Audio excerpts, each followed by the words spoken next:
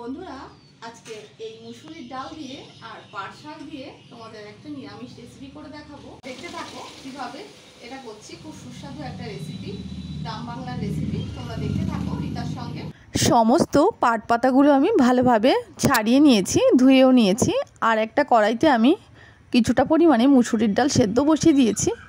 বন্ধুরা, আমি কিছুটা পরিমাণে রসুন নিয়ে নিয়েছি। কেউ চাইলে রসুনটা অ্যাভয়েড করতে পারো। তো কড়াইতে আমি তেল দিয়ে দিয়েছি। আমি কিছুটা রাঁধুনি ফোড়ন দিয়ে দিয়েছি। এর মধ্যে এবার রসুনগুলো ছেড়ে দিলাম।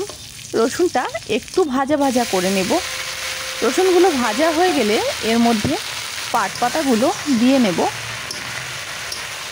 পাট পাতাগুলো ভালোভাবে একটু নাড়িয়ে চাড়িয়ে নেব। এবার এর মধ্যে দিয়ে দেব পরিমাণ মতো লবণ, পরিমাণ মতো হলুদ, আর দিয়ে দিচ্ছি 4-5টা কাঁচা লঙ্কা। এত কম সময়ে এত ভালো টেস্টি একটা রেসিপি তৈরি করা যায়, জাস্ট ভাবতে পারবে না বন্ধুরা।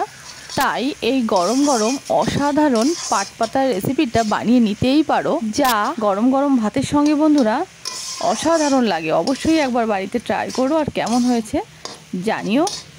তো বন্ধুরা, এই অবস্থায় আমি সেদ্ধ ডালগুলো দিয়ে দিলাম। এবার আবারও সমস্ত কিছু ভালোভাবে মিশিয়ে নিচ্ছি। 5 থেকে 7 মিনিট এইভাবে আমি কাঠের জালে জাল করে নিচ্ছি।